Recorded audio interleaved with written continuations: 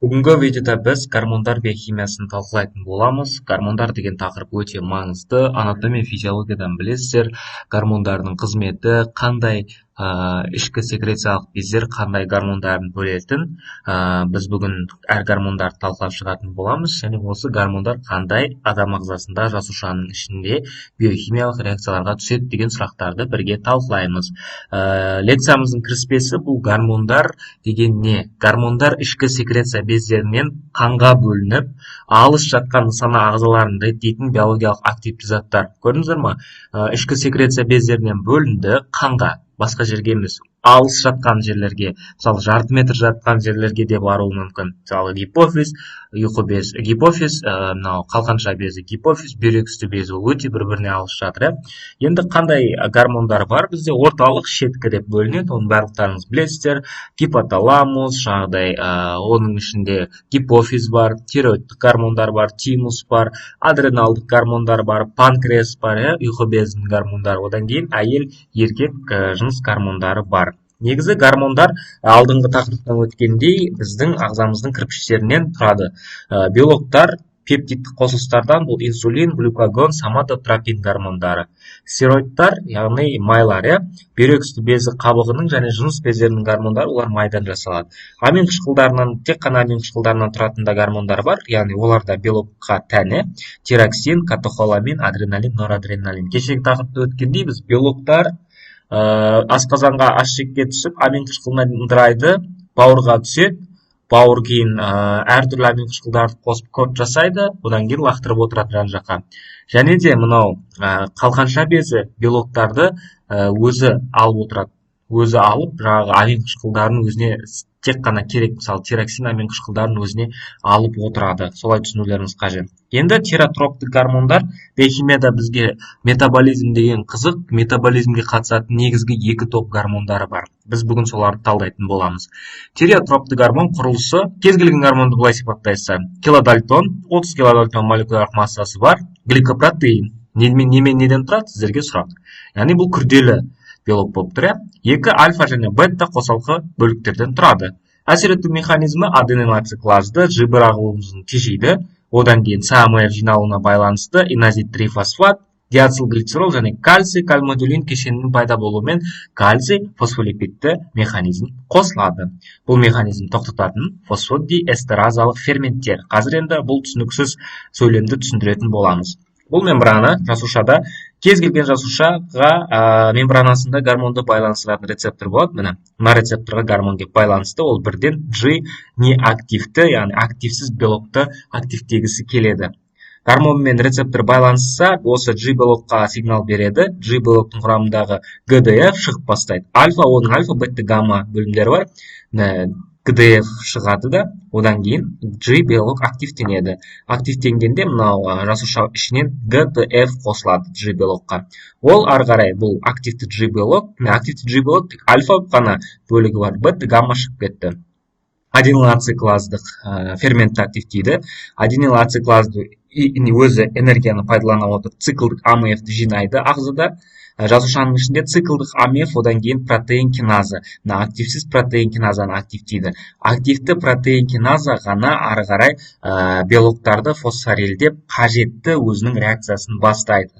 Осындай механизммен бізде гормондар әсер етеді. Енді гормондар әсер етіп тұра бермейді ғой, бір жерден тоқтауымыз керек. Оны тоқтататын ферменттерді бізде фосфодиэстераза. Мына пайда болған циклдық АМФ-ті фосфодиэстераза ферменті судың көмегімен жай АМФ-ге айналдырады. И жаңағы жасуша ішілік процесс осылай тоқтайды. Енді мынау тиреоидті гормон, тирогормондар, тиролибидиндер гипоталамустан ТТГ-ге әсер етеді. ТТГ барып тұрып қан арқылы қалқанша безінің тироциттің жаңағыдай мынандай рецепторына әсер етеді. Ол өз кезегінде, яғни тироглобулиндер, белоктар ағзаға өзіндік жаңағы амин қышқылдары бар дедік қой. Тироксин амин қышқылдарын, тиранин амин қышқылы болады бірінші, оны біз тироксинге айналдыруымыз керек. Тиранин ол жай ғана активсіз күйдегі гормон әлі дайын емес. Оған міне йод енді тамақпен келеді, қан арқылы тамақпен мембрана кірді, натрий сыртқа шығу арқылы йодты кіргізіп жібереді ішіне. Йод енді мына тиранинді йодтайды. Тироксин одан кейін триод тиранин, 3 йод, одан кейін диод тиранин, одан кейін тетраиод тиранин дегенде бар, Т4 Т3. Ағзада активтісі мынау Т3 гормоны. Т3 триод тиранин біздің ағзамызда өте көп жұмыстарды істейді. Міне жаңағыдай реакция жүрді, тиреоглобулин йодты кіргізіп берді, міне йодтап берді жаңа тиранинді, одан кейін міне триод тиранин, одан кейін тетраиод тиранин. Триод тиранин, тетраиод тиранин тетрациттің ішінде дайын болған кезде ол да бірге қанға шығады да, ары қарай келесі қызметтерді жасайды. Міне Т3 Т4 бізге мембранаға кіреді, мембранада активті транспорт арқылы мембрананың ішіне, жасушаның ішіне кіреді. Жасушаның ішіне кірген кезде міне жаңағы ядроның үстіндегі рецептормен байланысып, ол жердегі транскрипция рибосоманың үстіндегі рецептормен байланысады, одан кейін ол жердегі транскрипция процесін активтеніп, өзіне қажетті белоктарды туындатады. Т3 өз кезегінде митохондрияны активтеп, энергияның өндірілуіне жақсы жағдай жасайды адамда. Одан кейін Т3 Т4 тиреоидті гормондар жүректің одан кейін миға әсер етеді. Миға әсер ету арқылы мынау миелин дейді, аксондарды, одан кейін нейрондардың өсуіне жағдай жасайды. Сол себепті егер бала кезінде немесе ананың құрсағында қалқанша безінің гормоны жетіспейтін болса, балада креатинизм дамиды, яғни баланың басы ештеңе істемей қалады.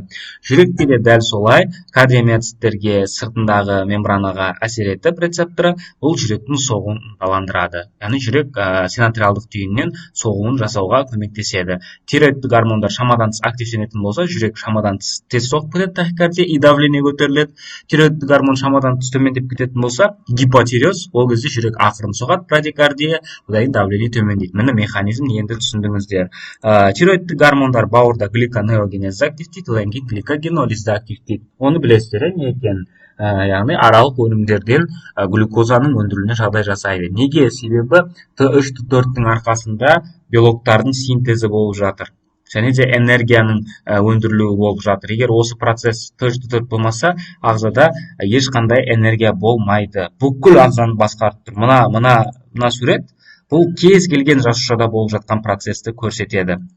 Енді мына тиреоидті гормондар гликонеогенез, ол қалай гликонеогенез деген аралық өнімдер майдан жасайды көбінесе глюкозаны. Ол жаңағы майларды активтеп глицеролдан гликонеогенезге дейін жағдай жасайды. Май сосын май қышқылдарының да жұмыс жасауын тездетеді. Тығыздығы төмен липопротеидтердің деңгейін арттырып, ағзадағы жаңағы атеросклероздің алдын алуға жағдай жасайды. Келесі бұл инсулин гормоны бета клеткадан өндіріліп, глюкозаның жасушаға кіруіне жағдай жасайды деп өттік физиологияда.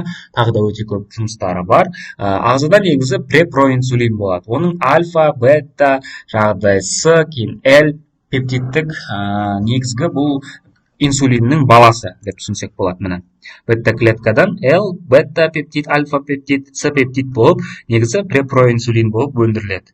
Жаңағы бета клеткадан шыққан кезінде міне L пептиді түсетті, жаңағы бета, альфа екеуі қосылып дипептид болады. Дипептид өткеннен кейін, цитоплазмаға шыққан кезде, ол жерде С пептид бөлініп кетеді. Одан кейін инсулин қалды. Мынау активті инсулин. Ал С пептид арқылы біз ағзада диабет бар ма, жоқ па, бірінші тип диабет бар ма, жоқ па екенін қараймыз. Егер С пептидінің жоқ болатын болса, науқаста адам инсулинді бөле алмай жатыр деген сөз. С пептидтің мәні өте зор. Қандай десе сұраса, қантты диабетті анықтауда қоямыз. Міне енді қалай? Енді мына процесс қай кезде жүзеге асады? Инсулин просто так өндіріле бермейді. Инсулиннің өндірілуі үшін сырттан фактор әсер ету керек. Ол фактор мынау жасушаның ішінде жүрміз әлі біз. Бұл фактор глюкоза. Глюкоза мынау қан тамырдың ішінде глюкоза деңгейі артса, мысалы сіздер кола іштіңіздер, кола ішіп глюкоза көбейеді, жасушаның сыртында, жасушаның ішінде аз. Жасушаның сыртынан глюкоза кіреді, бұрынғы инсулиндер кіргізіп жібереді глюкозаны.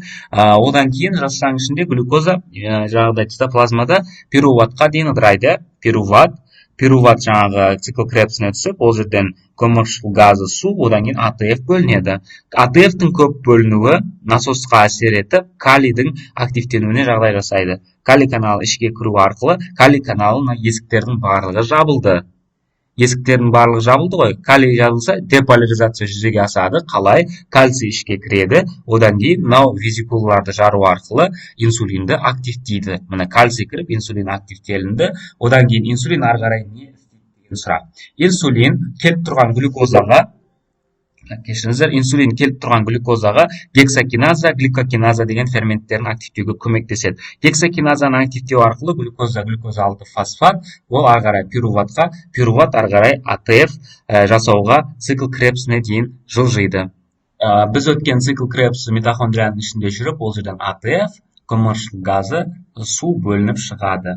Одан кейін енді инсулиннің қызметі өте көп. Ағзада глюконеогенез тежейді, гликогенолиз тежейді. Неге? Себебі глюконеогенез деген бұл ағзадағы аралық өнімдерден жаңағы глюкозаны жасау, қантты жасау. Сол себепті бұл негізгі қызметі инсулиннің глюкозаны төмендету. Сол себепті ол глюкозаны жоғарылататын реакциялардың бәрін тежейді. Глюконеогенез тежеледі, гликогенолиз тежеледі. Содан кейін науқастар адамның ашу сезімі бар ғой, жаңағы қарын ашу сезімін тежейді. Сол себепті диабетпен ауыратын адамдардың қарны аша беретін болады, көп тамақ жеуге ынтық болады. Себебі инсулин деңгейі өте оларда аз немесе жоқ. Гликогенезбен жаңағы гликогенез, одан кейін гликогенолизді бұл глюконеогенез бен гликогенолизді тежесе, гликогенезді одан кейін гликолизді арттырады. Неге? Себебі олар жаңағы глюкозаның деңгейін азайтуға көмектеседі. Бұл слайдта бізде ең маңыздылары әсер ету механизмі. Циклдық аммиевпен әсер етеді. Бұл қалай? Мына реакцияларды мен айтқандай түсіндіріп берулеріңіз қажет. Бұл осындай сұрақ болады. Циклдық аммиев жүре берсе, протеиннің активті тұра берсе не болады? Болмайды. Егер бұл активті болып жаңағы фосфодиэстераза фермент жеткіліксіз болса, гормон өзіне шамадан тыс жұмыс жасап кетеді. Енді тағы бір аурулар бар. Мына рецептордың бойына рецептор негізі ТТГ-ні қабылдау керек. Олар көп, біреуін ғана көрсеттік қой, мына жерде көп та. Олар ТТГ-ні қабылдау керек, ал оның орнына аутоиммундық клеткалар отырып алады. И мына нені шаптырады жұмысын. Давай, тез істе. Одан кейін бұл қалқанша безі өте көп Т4, Т3 деңгейін бөліп бастайды. Т4, Т3 көп бөлінсе не болады деген сұрақтарға сіздер жаңағы логически ойлануларыңыз қажет достар. Қазір түсіндіремін. Көп өндірілсе энергия тез артып кетеді, яғни мынаяқтан үлгермейміз біз глюкозаны өндіріп, науқас арықтап кетеді, себебі мынау жанып жатыр ағзаның ішінде, белоктардың синтезі өтіп жатыр, адам арықтап жатыр. Белок синтезі дұрыс болмаса, адам ешқашан бұлшықеттік салмақ қоса алмайды. Жүрегіміз тез жұмыс жасап жатыр, тез, себебі мына жерге бәріне гормондар кетіп жатыр. И миымыз тез жұмыс жасап жатыр. Ондай адамдар жаңағыдай қозғыш келер, ашушаң келер, тыныш жатып демалмайтын адамдар осы тироидтық гормондардың деңгейі өте жоғары деген сөз. Сол үшін анализ жасаған кезде врач боласыздар ғой, мына Т3, Т4 деңгейін қарайсыздар, одан кейін мына ТТГ деңгейін қарайсыздар. Кез келген механизм, басында айтуды ұмытып кетіппін. Кері айналып соғу шеңбері деген механизмнен тұрады достар, қазір түсінеміз. Кері айналып соғу шеңбері деген, егер, мына қараңыздар, қанда Т3, Т4 деңгейі азайса, мына деңгейі азайса, қан, мынаған гипофизге сұрақ қояды. Қайда ТТГ деп. Одан кейін гипофиз ТТГ-ны өндіріп бастайды. ТТГ көп өндірілді, ТТГ өндірілді, одан кейін уже мына жерге сигнал беріп жатыр. Давай, қалқанша без тез жұмыс жаса деп. Мынау іші жаңа коллоидтан тұратын фолликулалар ғой, кератиттер. Сол себепті егер сіздер ТТГ-ның шамадан тыс гормонның артуын көрсеңіздер, сіздерге жіберем гормондардың деңгейін солар жаттауларыңыз керек болады. ТТГ артып кететін болса, не деген сөз? Қалқанша безінің қызметі гипофункцияда жатыр деген сөз. Яғни жұмыс істей алмай жатыр, ол гипотиреоз ауруы. Ал егер екінші жағдай сіздерге сұрақ, ТТГ деңгейі науқаста мысалы 0 или 0,1 дейік, өте төмен деңгейде тұр. Ал Т3, Т4 деңгейі өте жоғары. Бұл не деген сөз? Бұл гипертиреоз деген сөз. Аутоиммунды гипертиреоз. Мына жерге жаңағыдай басқа клетка отырып алады да, аутоиммунды клетка мынаның жұмысын шаптырады. Давай, тез істе. Бұл кейін сверхурочный жұмыс істеп, мына йод процесін бөліп алады. Енді мынау Қазақстанда тұратын адамдарда мынау жетіспейді, йод жетіспейді. Йод болмаса мына гормондардың өндірілуі қиналады. Немесе мысалы условно 50 йод керек қалқанша безіне. Теңіздің айналасында тұратын, мұхиттың айналасында тұратын адамдарға 70-80 түсуі мүмкін, оларға артық или нормада түседі. Қазақстанда тұратын адамдарға мысалы 20 түседі, мысалға айтып жатырмын, бұл ғылыми емес, сіздерге түсіндіру үшін. 20-18 түседі. Сол кезде не істейді? Мынау уже қиналып жұмыс жасап бастайды. Сосын міне қалқанша безі ұлғаяды. Қалқанша безінің ұлғайып кеткенін мынандай адамның мынау адамның мойны десек, мына мойны, мынау қалқанша безі дәу болып ұсталады сезілген кезде. Мынау басы дейік адамның, мынау мойны.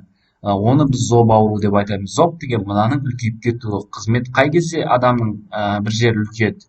Тек қана жұмысы жеткіліксіз болып жатқан кезде. Мысалы, бұлшықетке шамадан тыс күш бере берсек, отжимание жасап, ол өседі. Дәл сол сияқты адамда компенсаторлық реакция. Міне, тиранин, тироксин, триодтиранин, диодтиранин. Неге бұлардың аты өзгеріп жатыр? Себебі йодты алып жатыр. Сол себепті йод өте маңызды біздегі микроэлемент, достар. Назарларыңызға көп рахмет.